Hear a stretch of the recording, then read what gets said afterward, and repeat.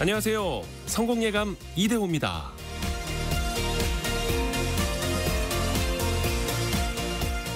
현대사회를 뷰카, VUCA, 뷰카의 시대라고 합니다. 변동성, 불확실성, 복잡성, 모호성, 그 영어 앞글자를 딴 말인데요. 세상은 갈수록 복잡해지고 예측 가능성이 떨어지는 데다 정답이 하나인 것도 아니고 변화의 폭도 커지고 있습니다. 정말 많은 게 발전하고 있는데 그럴수록 더 큰 혼돈 속에 헤매는 것 같죠. 그런데 이러한 혼돈의 시대를 뜻하는 뷰카라는 말이 1985년에 만들어졌다고 합니다. 벌써 40년이 흐른 거죠.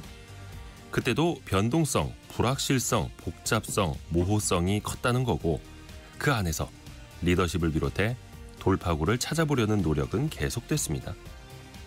우리가 뷰카의 시대를 지혜롭게 살아가기 위해 필요한 건 세상을 다시 안정적이고 확실하고 단순하고 명확한 세계로 되돌리려는 노력이 아닙니다.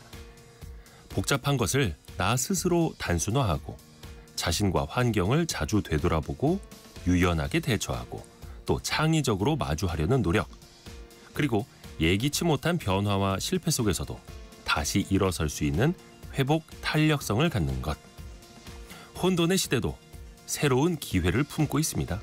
예측할 수는 없어도 그것을 활용할 기회는 얼마든지 있을 겁니다. 성공예감 이대호입니다. 출발합니다.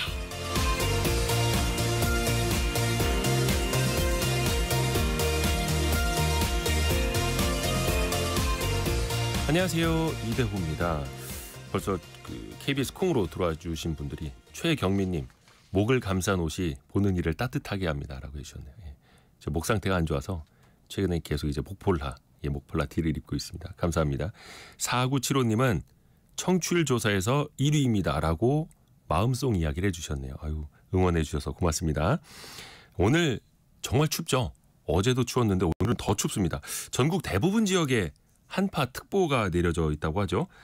강원 평창 지역이 영하 24도, 경기 파주 영하 15도, 서울도 영하 12도 오늘 최저 기온을 찍었다고 하죠. 보온에 또 이제 건강 상하지 않도록 각별히 좀 신경을 써야겠습니다. 또 전남 무안, 신안, 또 제주 산간 지역에는 여전히 대설주의보가 내려져 있고요. 안전운행 하시길 바라겠습니다. 벌써 한 주가 다 갔어요. 1월 10일 금요일입니다. 원탁의 기자들 만나는 금요일이죠. 엔비디아의 CEO 젠슨 황 한마디에 주식시장이 요동치고 있습니다. 미국에선 하루 전에 양자 컴퓨터 관련주가 하루에 40% 이상 폭락하는 일이 벌어졌죠. 또 삼성전자, SK하이닉스도 젠슨 황의 한마디에 울고 웃고 있는데요.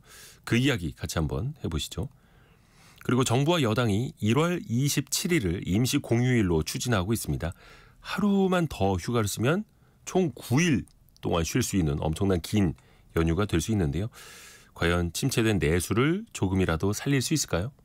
여러분은 반기고 계십니까? 이 임시 공휴일을 어떻게 생각하시는지 같이 또 의견 나눠보시죠. 오늘의 경제상식 퀴즈도 빠지지 않습니다.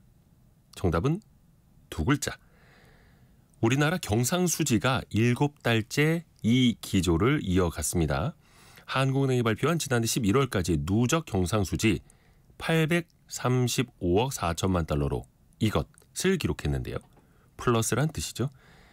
경상수지가 잘 나왔다고 해서 꼭 다 반가운 것만은 아닙니다. 수출이 대폭 늘어서 이렇게 된 게 아니라 수입이 줄어든 원인이 더 컸거든요. 이 두 글자, 번 것이 지출보다 많아서 잉여 이익이 생기는 것을 뭐라고 할까요? 그 초과액을 표시할 때 주로 검은색 잉크를 쓴다, 흑색 잉크를 쓴다라고 해서 이 두 글자로 적는다고 하죠. 반대말은 빨간색 잉크로 쓰는 적자입니다. 적자의 반대말. 짧은 문자 50원, 긴 문자 100원이 되는 샵 9730이나 KBS 콩으로 보내주시면 되고요. 유튜브를 통해서도 함께 하실 수 있습니다. 저희가 오늘도 방송에 소개된 모든 분들께 선물을 보내드립니다. 성공예감 이대호입니다. 자주 검색하시면 성공이 가까워집니다.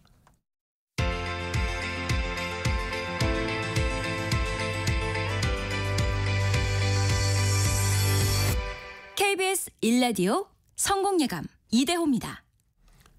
원탁의 기자들 만나보시죠. 알고란의 고란 기자, 비주워치 박수익 기자, 서울경제신문 송이라 기자입니다. 안녕하세요. 네, 안녕하세요. 안녕하세요. 요즘에 그 어떤 사람보다 그러니까 뭐 거의 트럼프 제외하고는 이 사람 말 한마디에 금융시장이 정말 많이 왔다 갔다 하는 것 같습니다. 가죽 재킷의 사나이 젠슨 황 엔비디아 CEO인데 이번 한 주도 어마어마했죠. 송이라 기자. 일단 가죽 재킷이 굉장히 화려해졌어요. 원래는 잭슨 황이라고. 네.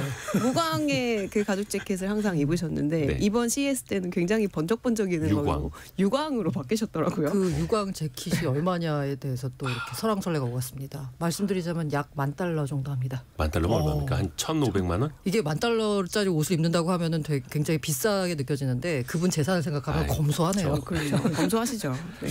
근데 이번에 CES 세계 최대 가전 IT 전시회였는데 거기 기조연설을 맡았죠. 그렇죠. 근데 기조연설에서 정말 다양한 이야기를 했습니다. 맞습니다. 근데 일단은 전 세계적으로 임팩트를 가장 크게 준 게 양자 컴퓨터에 대한 평가였어요. 맞습니다. 물론 이거는 뭐 나중에 인터뷰를 통해서 나온 얘기라고 네. 합니다. 네. 뭐 질문을 했죠. 양자 컴퓨터에서 어떻게 생각하냐고 이제 이렇게 질문을 하니까 실용화는 아직 먼 얘기다. 그래서 대답을 15년 안에는 유용한 수단이 된다. 이건 좀 이런 얘기고 30년은 좀 늦은 편 같고 그 중간쯤인 20년 정도라고 했습니다. 근데 하필 이런 발언을 했을 때 그 질문자의 의도도 아마 그 당시 최근에 가장 양자 컴퓨터가 뜨거운 어떻게 보면 증시 테마다 보니까 이걸 질문한 것 같고요. 또 엔비디아와 양자 컴퓨터가 약간 관련이 있다 보니까 이런 질문한 것 같은데 이러다 보니까 그간 급등했던 양자 컴퓨터 종목들이 폭락을 했습니다. 미국 증시 같은 경우에는 아시다시피 상한가가 없잖아요. 그쵸. 한계가. 가격 제한 폭이 없죠, 미국은. 그러다 보니까 뭐 40%씩 이상 폭락하는 종목이 나왔고요. 특히 이제 우리 이 서학개미들이 사랑하는 종목도 40% 가까운 폭락이 나와서 많은 이들의 가슴을 좀 아프게 했죠.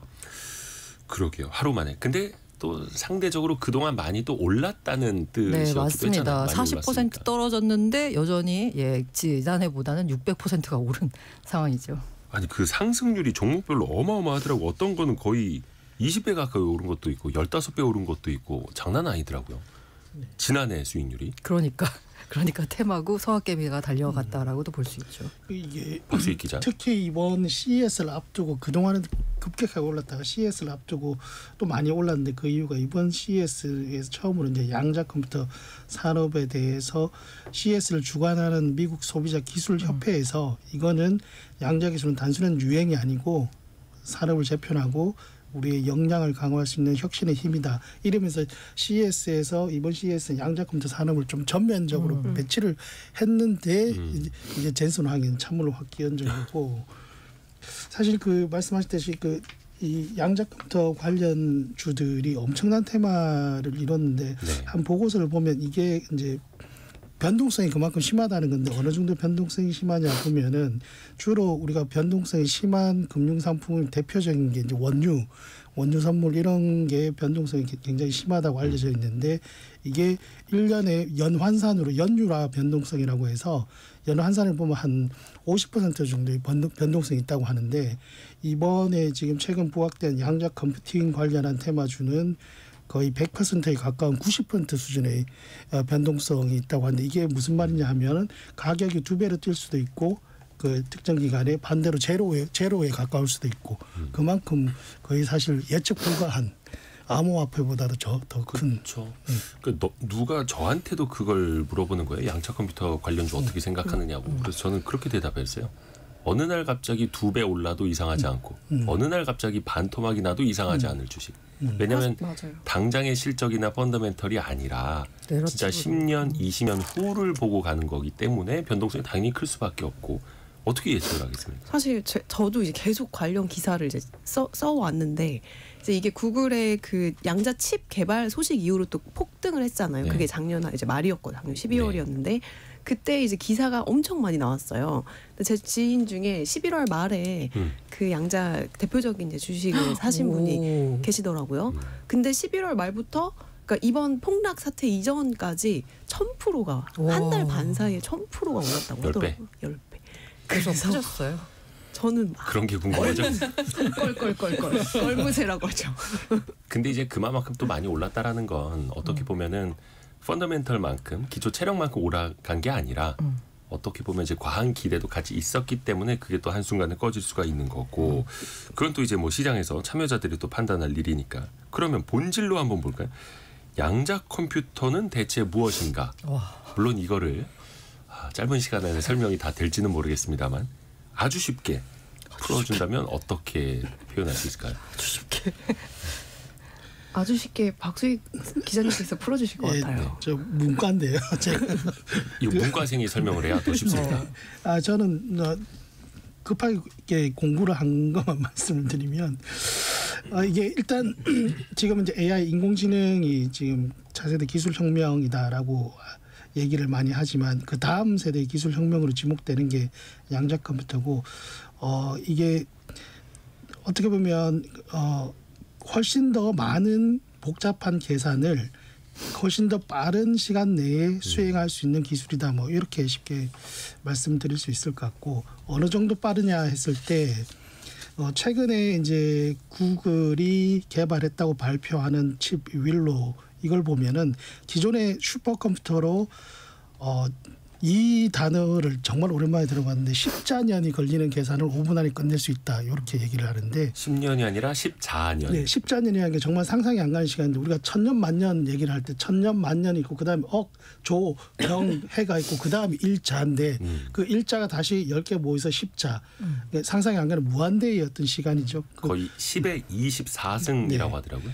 그 정도의 그 걸릴 계산 기존의 슈퍼컴퓨터를 걸릴 계산을 5분 안에 끝낼 수 있다는 기술이니까. 5분 안에. 예. 그러니까 우주의 나이보다 더 긴 시간이 필요한 그런 계산을 5분 만에 할 수 있는 거다. 그래서 젠슨 황의 발언을 두고서 이게 고도의 계산된 발언이다라는 쪽도 있고 아니면은 이제 평소 그냥 하던 생각을 그냥 한 거다라는 해석도 있는데요. 고도의 정치적인 발언이다. 경쟁자를 의식한이라는 게 지금 현재 AI 칩 시장을 80%를 엔비디아가 차지하고 있잖아요. 그런데 이제 양자컴은 빠른 데이터 처리 속도 무기로 이 GPU 지금 엔비디아가 장악하고 있는 요거를 대체할 가능성이 있습니다. 그래서 양자컴 상용화에 대해서 젠슨 황이 견제구를 날린 거 아니냐라는 식의 해석도 나오더라고요. 그러니까 이른바 싹을 잘라버려야 된다. 약간 이런 느낌으로. 그런데 이제 뭐 그 젠슨 황이나 아니면은 그쪽의 설명은 그냥 자기 생각 말한 거다라고 되게 가볍게 하는데 혹시라도 이렇게 뭔가 정치적인 계산이 들어갔을 수도 있다라고 해석하는 쪽도 있습니다. 근데 제가 그 송이랍시다. 엔비디아 채용 공고를 이게 쭉 그 IT 업계 이제 채용 공고들 쭉 올라오는 걸 보니까 엔비디아가 최근에 이 양자컴 관련 인력들을 지금 대거 채용 중이더라고요. 뽑고 뭐 있더라고요. 15만 불에서 25만 불 연봉 이제 주면서 이제 뽑고 있는데 양자컴이 계속 핫해지면 사실 이분들의 몸값도 계속 올라갈 거 아닙니까? 그러면 이제 뽑는 채용인 입장에서는 좀 시장이 그래도 잠잠해져야 이분들도 또 싸게 또 채용해가지고 쓸 수 있지 않을까? 그런 생각도 또 한편으로 들더라고요. 그러니까 젠슨 황은 그렇게 이야기를 한 거죠. 양자 컴퓨터가 언제쯤 상용화될까? 15년은 너무 빨라 보이고 30년은 너무 멀어 보인다. 그러다 보니까 뭐 한 20년 대충 이렇게 이야기 나온 건데 물론 이걸 개발하는 그 기업들 상장이 되어 있는데 그러면 20년 동안은 그런 자본만 조달하고 있을 것이냐, 돈을 어떻게 조달할 것이냐 이런 이제 궁금증이 의문이 또 커졌던 것 같고요. 근데 한켠에서는 상용화 시점은 바로 지금이다라는 이야기도 나와요. 이건 무슨 얘기입니까? 그 이제 대표적으로 디웨이브 퀀텀이라는 곳의 CEO가 발끈하면서 발언했습니다. 이 디웨이브 퀀텀이 이거 지금 뭐 20년 이하 돼야 상용화된다라고 했는데 이분의 설명에 따르면 마스터카드와 일본의 NTT 도코모 같은 기업들이 현재 사업에서 우리 양자 컴퓨터를 이미 사용하고 있다라는 거예요. 그러니까 상용화가 꼭 대중화는 아니잖아요. 기술의 대중화 그러니까 뭐 예를 들어서 진짜 감남 울려가 다 쓰는 그런 양자컴이 아니라 이미 그게 필요한 양자 컴퓨터 정도의 속도가 필요한 기업들에서는 이미 자신들의 제품을 쓰고 있다라고 해서 반박을 한 거죠. 근데 이것도 모르겠습니다. 어떤 영역인지. 물론 이제 양자 컴퓨터가 특정 연산에 국한해서 더 빠른 속도를 보인다. 뭐 이렇게도 알고는 있습니다만.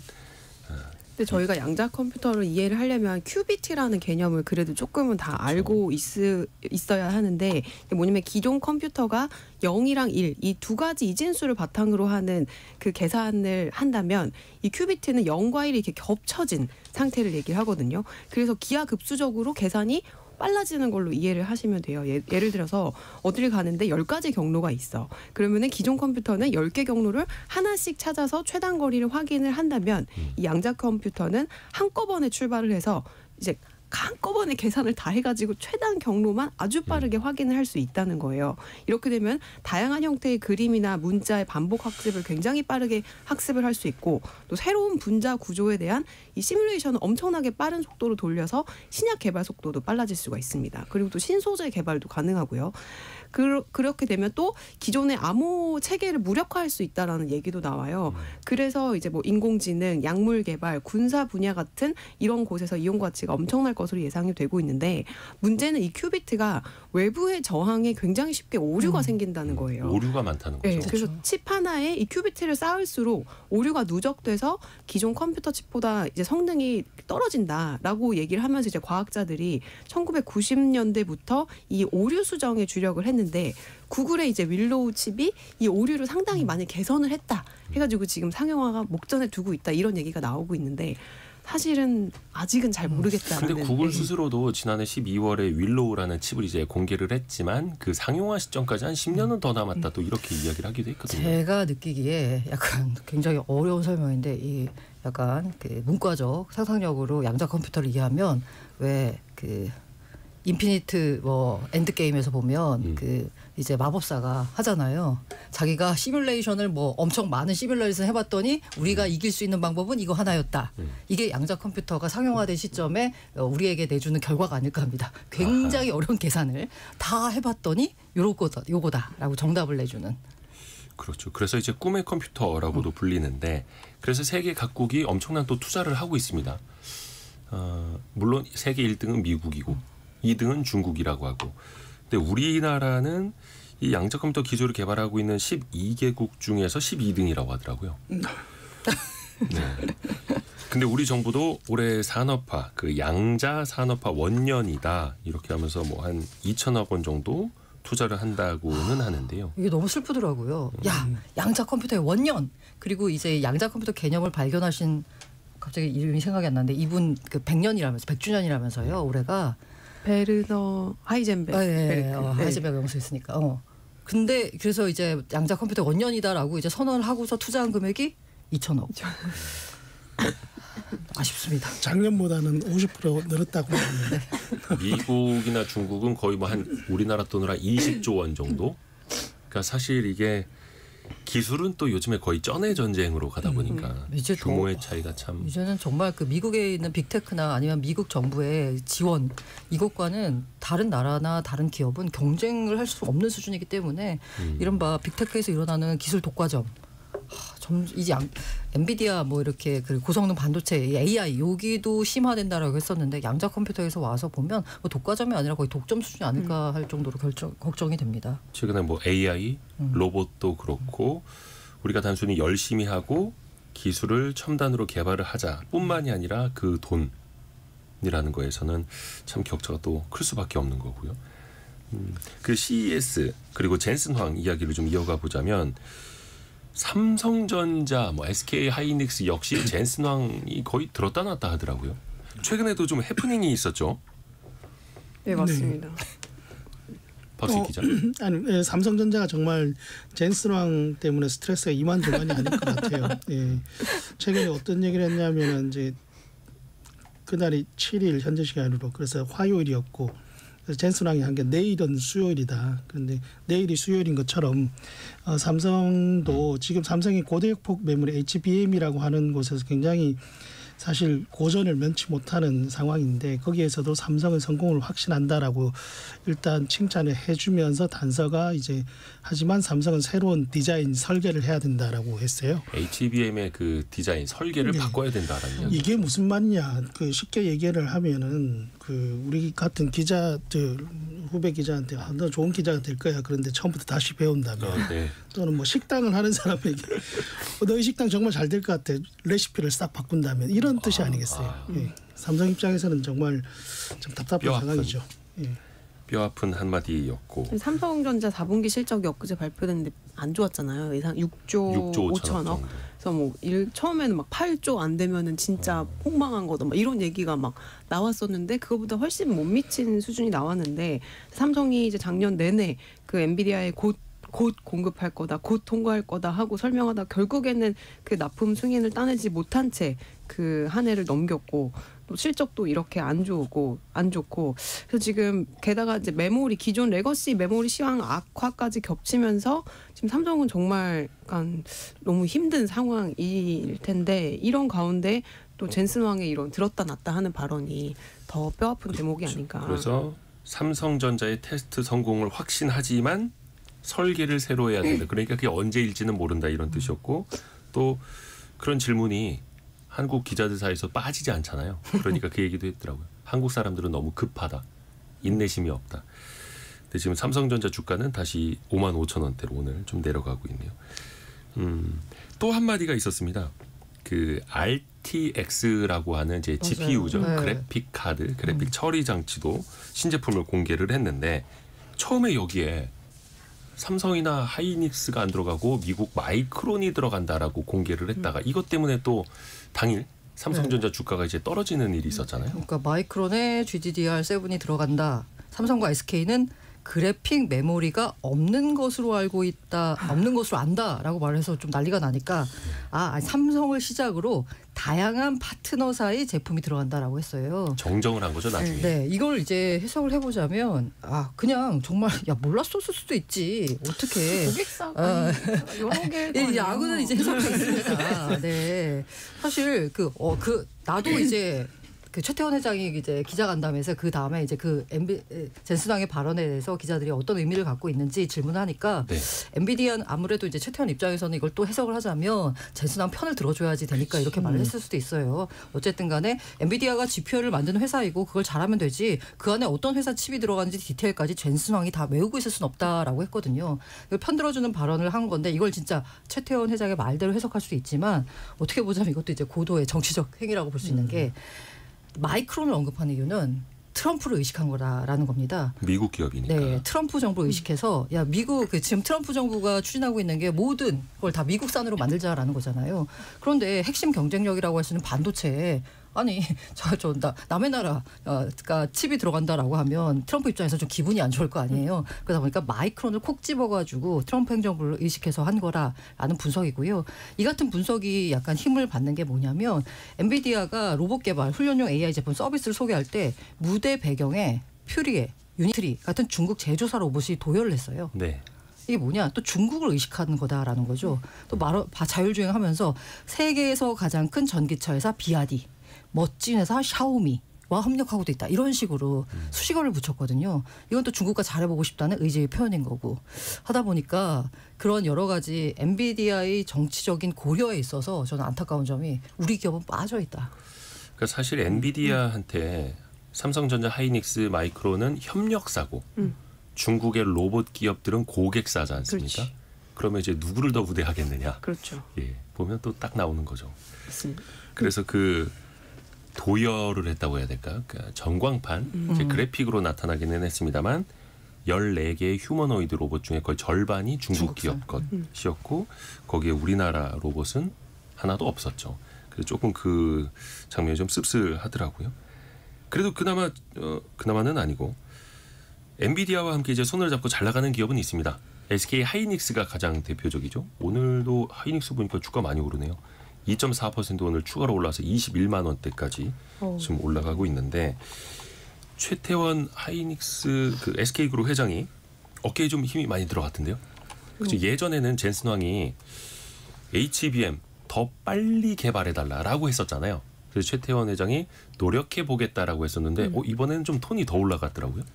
한박 웃음을 짓고 있는 이제 장면이 많이 찍혔더라고요. 네. 일단 최 회장님 지금 3년째 CES 참관하면서 부지런히 지금 돌아다니고 있으신데 이제 전 시간 곳곳에 이제 이제 모습을 드러내면서 삼성전자와의 좀 온도차를 많이 벌리고 있는 상황입니다.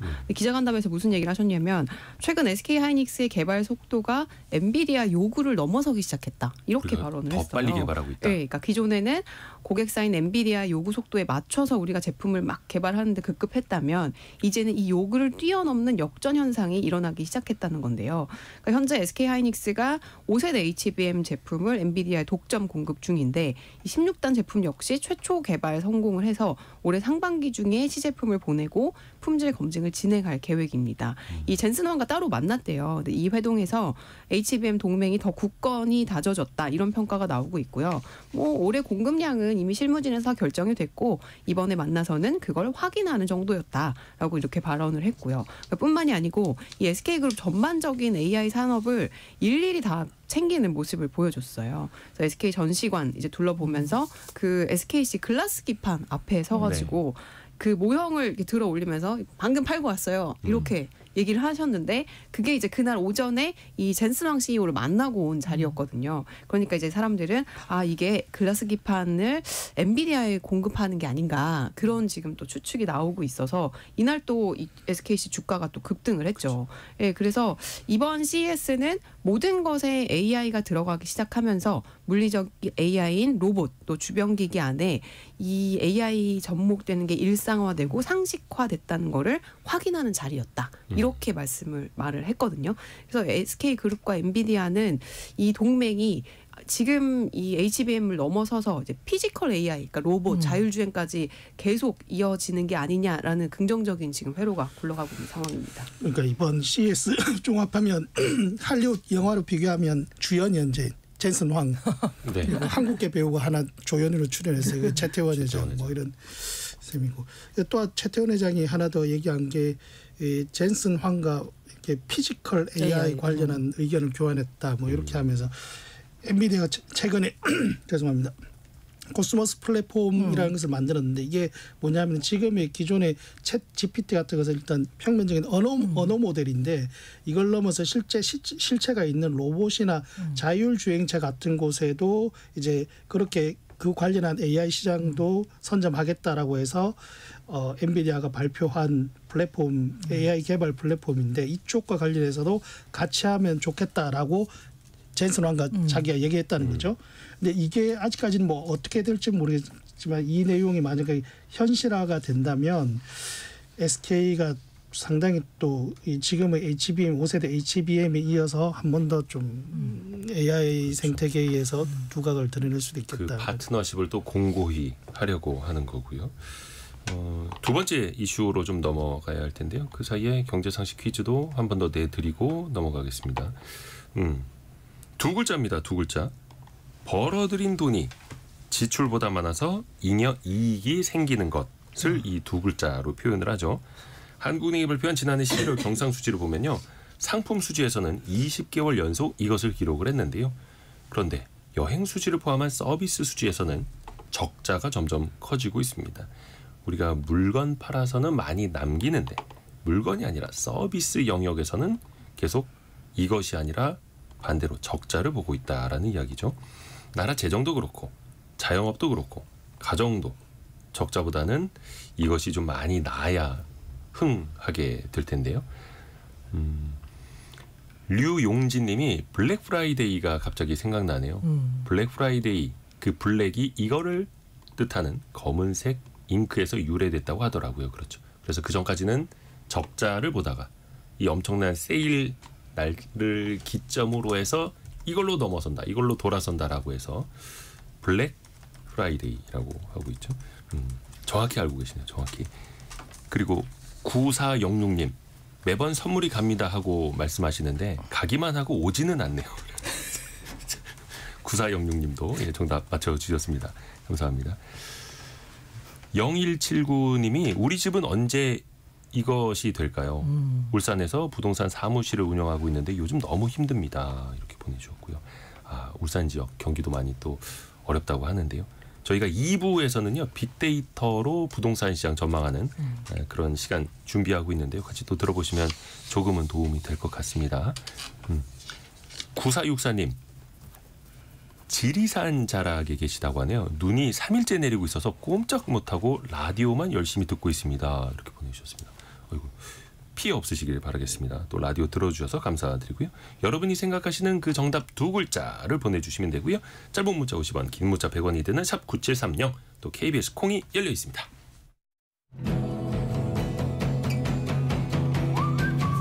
오늘의 움직임에 주목하고 세상의 흐름을 놓치지 않습니다.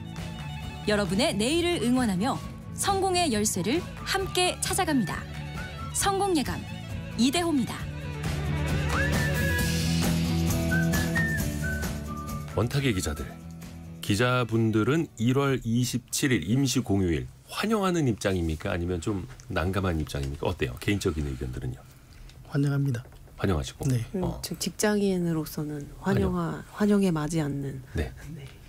고란 기자는요? 약간 통일아 기자가 뒤에 덧붙이고 싶은 말이 있었던 것 같은데 직장인으로서는 환영에 맞지 않지만 그렇죠. 뭐 주부로서는 아니, 네. 네. 그래서 말을 많이 아끼네요. 네. 예. 두 분의 생각이 굉장히 궁금합니다. 네, 그래서 아니 뭐 쉬면 좋죠. 좋은데 기왕이면 27일 말고 31일로 해달라. 라는 이유가요. 앞에 노는 것보다는 뒤에 노는 게 좋습니다. 그렇죠. 27일 날 놀게 되면은 설 전에 노는 거잖아요. 그러면은 사실은 이 많은 며느리들의 입장에서는 이제 꼭 그런 뭐, 입장도 있고요. 네. 근데 사실 이제 그 쉼이 제일 필요한 사람은 어떤 사람이냐? 네, 방금 여행 갔다 온 사람이거든요. 그런 측면에서 이렇게 연휴를 보내고 나면 그 약간 예열 기간이 필요합니다. 회사 출근할 때까지 약간 그게 있으면 좋죠. 필요하지만 보통은 경우 이제 못 갖고 이제 출근하는데 만약에 31일을 쉰다라고 하면 27일 대신 그 예열 기간을 갖고 기쁜 마음으로 직장에 출근할 수 있기 때문에 생산성도 높아지지 않을까라는 측면에서 27일 말고 31일로 해달라. 라고 강력히 요청하는 바이나 어렵겠죠. 그래서 그 성동구청장이 기혼 여성과 사무직을 위해서는 27일이 아니라 31일, 그러니까 설 연휴 그 뒤로 임시 공휴일을 지정하는 게 훨씬 더 효과적일 것이다, 이런 아이디어를 제시했는데 또 많은 분들이 공감을 하시더라고요.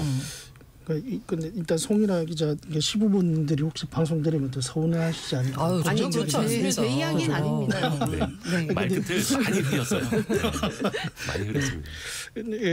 근데 정부는 일단 27일로 마음속으로 픽을 한 것 같고 정원호 성동구청장 이분 되게 일 잘한다는 평가 많더라고요. 그런데 이분 이제 민주당 출신이시고 받을지는 모르겠어요. 근데 사실 뭐 저도 개인적으로는 31일이 조금 더 낫다라고 생각은 하는데 다음 주 국무회의 때 결정을 한다고. 그렇죠. 아직 그 땅땅땅 확정은 안 된 거고 다만 당정은 임시 공휴일 지정까지는 의견을 이제 합의를 한 거고 그래서 국무회의를 통과를 해야 1월 27일 확정이 이제 되는 거고요.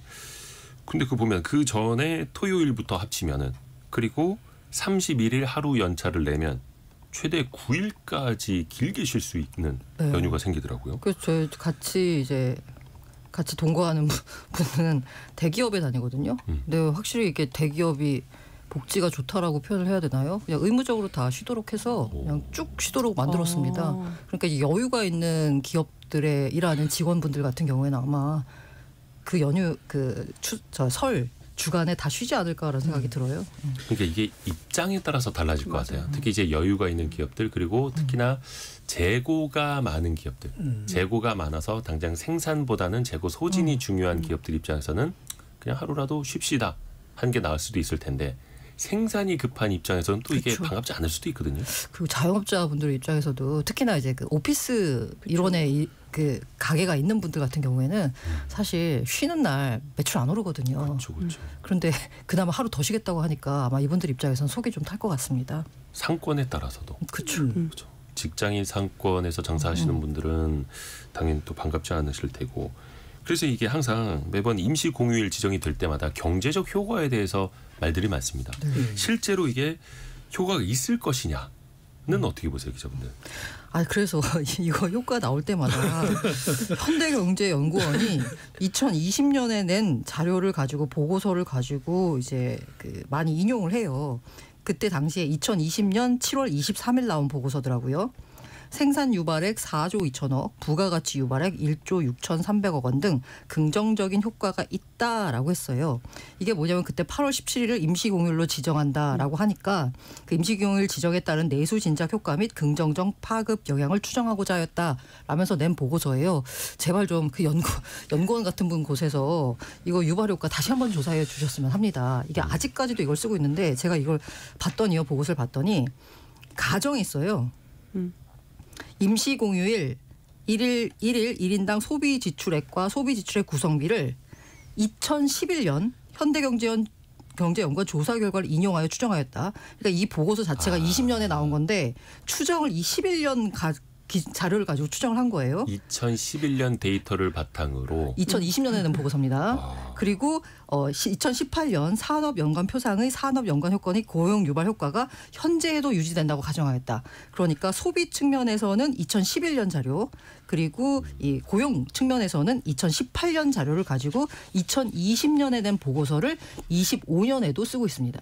그러니까 14년 전에 우리 경제 상황과 네. 지금이 똑같을 것이냐. 글쎄요. 물론 이게 어느 정도 소득도 좋아지고 생활 경기가 좀 나아진 상황이라면 소비도 늘어날 수는 있겠습니다만 또 많은 분들이 지금 또 체감하는 거는 그렇지는 않을 것 같거든요. 그러니까 이 현대경제연구원 자료가 아까 2020년 7월에 발표된 자료라고 말씀해 주는데 그때가 이제 코로나 시기여서 코로나 때 이제 사기 진작 뭐 이런 걸 위해 내수 경기 진작을 위해서 했는데 코로나 때 사실 금리가 낮았고 유동성 많이 풀었던 상황이고 지금은 그와는 좀 정반대 상황도 있고 그래서 저는 정부가 이렇게 항상 임시공휴일 지정할 때는 내수 진작을 명분으로 하는데 그러면 왜 이거 국책연구기관에서 이거 연구를 안 하고 현대경제연구원은 민간이거든요. 그 민간인데 이거 민간한테 뭐 업데이트하라 할 수 있지만 국책연구기관에서 좀 한 걸 바탕으로 하면 좋을 것 같고 저도 이 통계를 보니까 이 통계가 가정한 게 임시공휴일 하루당 한 명당 8만 한 3천 원 정도를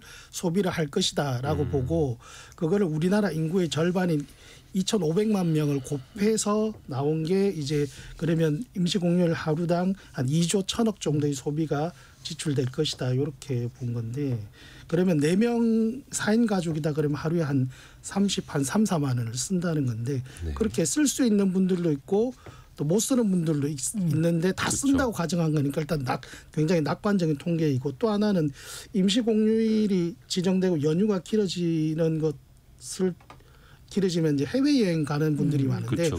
해외여행 가면 이거 국내 소비와 관련이 물론 이제 항공사 이런 건 조금 있겠지만 없기 때문에 그것도 통계에서 배제된 거니까 굉장히 사실 매우 낙관적인 통계다라고 볼 수 있습니다. 그래서 저는 그 마지막 부분에 있어서 항상 불만이 그거였어요. 임시공휴일 지정이잖아요. 너무 임박해서 발표를 하는 거예요. 그렇죠. 일부러 그러는 거죠. 그래서 왜 그럴까 했는데 해외 못 나가게 하려고. 너무 요거 일찍 있습니다. 발표해버리면 해외 못 해외 나가게 일정을 하려고 잡아버리고 그럽니다. 네. 그래서 가급적이면 국내 여행을 하시라 이런 라는 건데 속뜻도 있죠. 임박해서 발표하고 나니까 그 원래 예약된 스케줄 있잖아요. 자기 병원이나 아니면 은행 가겠다고 뭐 하는 스케줄이나 아니면 원래 예상한 스케줄이 다 뒤틀리는 거니까 그런 측면에서는 좀 불편하죠. 그렇죠. 뭐 저희 같은 경우에도 연휴가 길어서 뭐 하나라도 이제 콘텐츠를 만들어놔야 돼 이런 경우 많지 않습니까? 또 제가 운영하는 개인 사업체도 그렇고 27일 임시공휴일이 되면서 이제 또 그 하루 때문에 또 이제 난리가 나갑니다. 이걸 또 어떻게 해야 되느냐, 또 일정 다시 다 조정을 하고. 저의 케이스를 말씀드리자면 저는 왠지 27일이 임시공휴일로 지정이 될 것 같은 거예요. 오. 그래서 연초에 예상됐구나. 여행 계획을 이미 예약을 다 대단하시네. 해놓은 저 그러니까 같은 사람들도 임시공휴일이 안 되면 내 연차를 쓰고 그렇죠. 임시공휴일 되면 연차 아끼고. 저는 약간 이 정부가 약간 일종의 살짝 유사 마비 상태에 있는 느낌이잖아요. 뭐 이런 상태 대대행 지금 체제니까 그래서 이 결정이 나온 거 보고 저는 좀 약간 깜짝 놀랐습니다. 이런 결정이 나오는구나. 근데 또 우리 청취자분들의 반응은 또 많이 엇갈립니다. 물론 이제 직장인분들이야 좋겠습니다만 7658님이 자영업자는 설 당일에 쉬는 것도 어렵습니다. 이렇게 보내주셨고 3418님은 연휴가 길면 택시는 죽음입니다. 아, 그렇죠. 임시 휴일 안 했으면 합니다라고. 와, 저 택시 하시는 분들은 뭐 시내에 사람이 없으니까.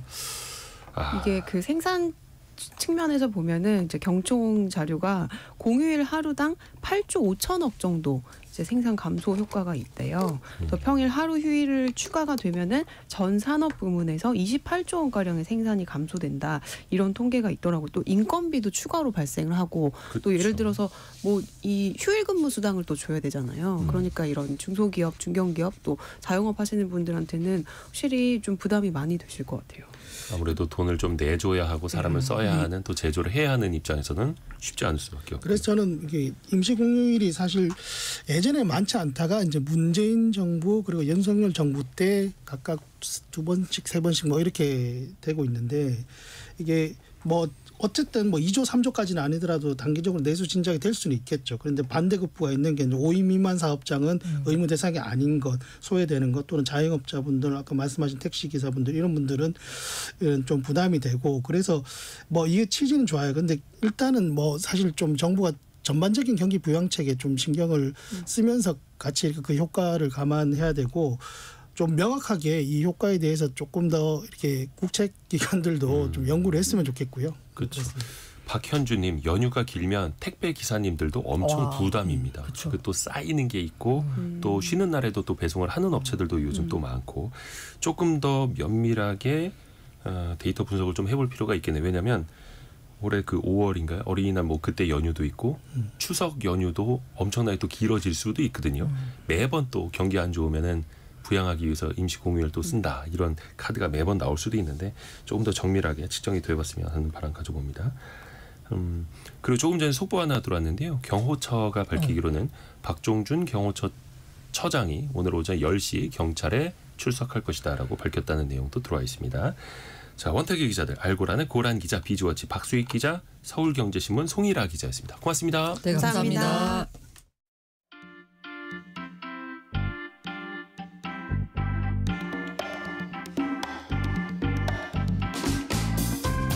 지금 여러분께서는 KBS 1라디오 성공예감 이대호입니다를 듣고 계십니다. 프로그램에 참여하신 청취자 여러분께는 추첨을 통해 Y스트릿에서 밝은 눈과 두뇌 건강, 활력까지 한 번에 와이즈 부스터를, 아름다운 식탁 창조 주비푸드에서 뿌리 담은 리얼 생 와사비를, 쉽고 빠른 판촉물 제작 시너지 기프트에서 무드 등 미니 가습기를, 그리고 성공예감에서 준비한 커피 쿠폰을 보내드립니다. 당첨자는 성공예감 이대호입니다 홈페이지에서 확인하세요. 그 넷플릭스의 오징어 게임 시즌2 공개된 이후에 그 드라마에서 나온 공기놀이, 딱지치기, 팽이치기, 제기차기는 우리나라 전통놀이가 또 전 세계적으로 관심을 끌고 있다고 하네요. 특히 짝을 지을 때, 그 짝 짓는 게임을 할 때 둥글게 둥글게 이런 노래가 나왔다고 하는데 이게 또 글로벌 인기송이 되고 있다고 합니다. 오늘 직업의 세계에서는 동요를 만드는 작곡가를 만나봅니다. 한경 비즈니스 강홍민 기자와 함께합니다. 안녕하세요. 안녕하세요. 와, 동요 작곡가를 만나신 거예요? 네. 이분이 이 동요를 만든 지는 굉장히 오래됐고 네. 한 50년 가까이 됩니다. 와. 네. 근데 이분의 대표곡들이 굉장히 많은데 네. 뭐 우주 자전거부터 그리고 고운 꿈, 이슬 열매, 소방차 가족, 그리고 이제 최근에 만들었던 신토부리 우리 밀 같은 이제 뭐 청취자분들도 이 노래를 한번 들어보시면 한 번쯤 들어봤다라고 하시는 동요들이 굉장히 많습니다. 그 제목만 들어서는 모르겠는데 송택동 작곡가의 우주 자전거 잠깐만 좀 들어볼까요?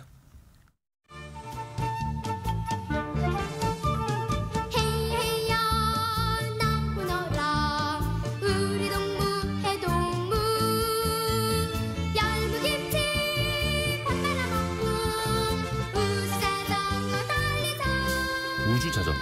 네. 이게 언제 나온 동요예요? 1997년에 이제 만들어진 노래고요. 97년에. 네, 송택동 작곡의 김요섭 작사한 동요입니다.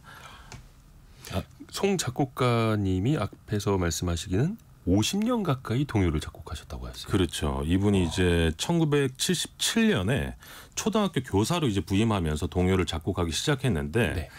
지금까지도 창작을 계속 하고 있고요. 와. 뭐 아까 말씀드린 대로 이제 50년 정도 된 셈이죠. 그동안 이제 만든 곡이 아까 소개해드린 뭐 여러 대표곡들뿐만 아니라 한 3,000여 곡 정도 된다고 합니다. 네. 그래서 이분이 만든 곡 중에는 초등학교 그리고 중학교 음악 교과서에 수록된 곡들도 굉장히 많습니다. 3,000여 곡 대단하십니다. 그렇죠. 네, 초등학교 음악 선생님이셨던 거예요? 음악? 그렇죠. 초등학교는 뭐 따로 없으니까. 네. 근데 음악의 장르도 다양한데 왜 처음에 동요를 만들기 시작하셨을까요? 이분이 아무래도 아이들 가까이 하시니까. 그렇죠. 그게 굉장히 중요했는데 이분이 어릴 적부터 이야기를 들어보니까 좀 음악을 좋아해서 대학 때는 이제 밴드 활동을 했다고 합니다. 그래서 밴드에서 직접 노래를 만들어서 부르기도 했는데 당시 이분이 이제 대학 시절이 70년대였으니까 그때는 이제 포크송이 굉장히 유행하던 시기였잖아요. 네. 그래서 이제 포크송을 부르다가 교사로 부임하면서 동요로 이제 전환된 셈인데 당시에 그 기억이 나실 거예요. 이제 교실에는 풍금이 있었잖아요. 그렇죠. 풍금 아시죠? 풍금 하나씩은 다 있었죠. 그렇죠. 이제 그 초등학교 교사로 부임하면서 반 아이들과 풍금을 울리면서 노래 부르는 걸 아주 좋아해서 즐겨 하다가 그 전에 이제 노래도 개인적으로 좋아했었고 그러면서 이제 학교에 합창단을 만들면서 동요를 만들기 시작했다고 합니다. 초등학교와 국민학교의 차이점 아세요? 풍금이 있으면 국민학교. 그런 세대 아닙니까? 우리 이대호 진행자도 그렇죠. 풍금이 있었습니다. 시절 그렇죠. 국민학교 세대입니다. 맞습니다.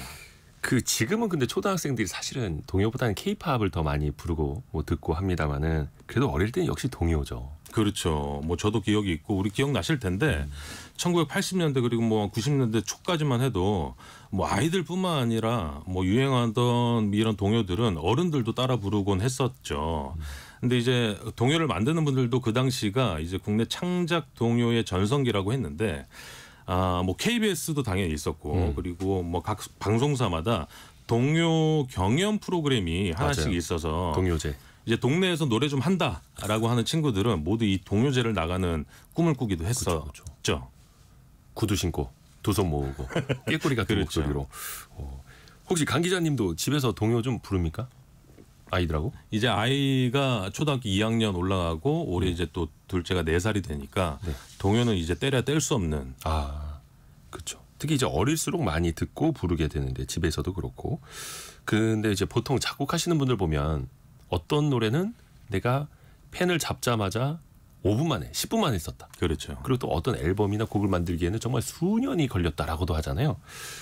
송 작곡가님 같은 경우는 어떻게 말씀하시던가요? 네, 제가 예전에 그 대중가요 작곡가를 만나서 얘기를 들었을 때도 말씀하신 대로 이제 그 뭐 5분 만에 만들었다, 10분 만에 악상이 떠올라서 바로 이제 만들었다, 뭐 이렇게 얘기를 한 적이 있었는데 동요도 좀 비슷했습니다. 그 한 곡을 완성하기까지 뭐 그때 다르지만 이분도 10분 만에 뭐 만든 곡도 굉장히 많다고 해요. 이분의 그 작곡 습관 그리고 버릇이 있는데 혼자 산책할 때 악상이 잘 떠오른다고 합니다. 그래서 이제 산책을 할 때는 메모지 그리고 휴대폰을 가지고 다니면서 녹음하면서 생각난 멜로디를 꼼꼼하게 메모해두는 습관이 있다고 합니다. 이야, 그래요. 안진화님이 첫째가 노을이라는 동요를 불렀을 때 그 추억이 돋는다라고 글을 올려주셨네요. 노을 유명하죠. 네. 근데 동요를 작곡할 때는 이게 대중음악 작곡할 때는 확실히 좀 다를 것 같아요. 어떤 걸 제일 신경 써야 될까요? 좀 특징이 있었는데 보통 이제 한 옥타브 도레미파솔라시도 하는 이 한 옥타브에서 소화할 수 있는 곡을 만드는 게 좋다고 합니다. 그 범위 안에서. 그렇죠. 이유를 들어보니까 이 동요는 주로 아이들이 부르는데 아이들의 성대가 아직 단단하지가 않잖아요. 그래서 높은 음을 소화할 수도 없고 무리하면 뭐 성대를 좀 다칠 수도 있기 때문에 한 옥타브에서 왔다 갔다 이렇게 부를 수 있는 곡을 선호한다고 하고요. 그리고 이제 동요 자체가 아이들이 쉽게 접근할 수 있어야 해서 쉽고 그리고 요즘에 뭐 후크송이라고도 하는데 반복되는 멜로디로 만드는 게 좋다고 합니다. 동요도 그죠. 그래야지 또 계속 맴도니까. 근데 또 저희가 경제 방송이니까 동요 작곡하시는 분들의 수입은 어떨까요? 저작권료가 나오나요, 꾸준히? 보통 이제 방송이나 영화에서 사용이 되면 그에 맞는 저작권료가 나오게 되는데 아까 말씀드렸듯이 이분이 지금 이제 70이 넘으셨어요. 근데 여전히 저작권료가 나오고 있었고 저작권료의 액수를 뭐 공개하기는 좀 그렇지만 들어보니까 뭐 한 달에 한 몇십만 원 정도는 계속 이렇게 저작권료가 나오고 있었고 그리고 이분이 굉장히 그 동요 업계에서는 유명하신 분인데 네. 이 동요 관련 책이나 아니면 요즘에는 이제 작곡법을 가르쳐주는 프로젝트들이 있다고 합니다. 거기에서도 참여해서 추가 수입이 발생한다고 합니다. 근데 50년 넘게 3,000곡 이상을 작곡하셨는데 한 달에 수십만 원이라면 많은 건 아니네요. 맞습니다. 이거 조금 더 넉넉하게 보시면 더 좋을 텐데. 근데 우리 송택동 선생님이 마지막으로 아이들에게 전하고 싶은 메시지가 있다면서요. 이분이 그 2003년부터 그 캥거루 창작 동요제라는 이름으로 20년 넘게 그 동요제를 운영을 하고 있는데 네. 요즘 아이들이 뭐 동요보다 아까 말씀하셨듯이 이제 K-팝 가요를 많이 접하고 부르는 상황이 굉장히 안타깝다고 했고요. 요즘같이 이제 각박하고 좀 메말랐잖아요, 세상이. 네. 그래서 이 동요를 통해서 마음의 벽을 좀 허물 수 있도록 노래를 만들고 보급하는 일을 끝까지 힘 닿는 데까지 하고 싶다고 밝혔습니다. 이번에 각종 이제 우리나라 드라마나 영화가 뜰 때마다 전 세계적으로 그 음악도 같이 울려 퍼지는데 K 동요도 더 멀리 더 넓게 좀 울려 퍼졌으면 좋겠네요. 네. 작곡가 송택동 선생님께도 감사드립니다. 한경비즈니스 강홍민 기자였습니다. 고맙습니다. 감사합니다. 저희가 2부에서는요. 부동산 시장의 흐름을 빅데이터로 같이 정리해 봅니다. 잠시 뉴스 들으시고요. 10시 5분에 금방 다시 돌아오겠습니다.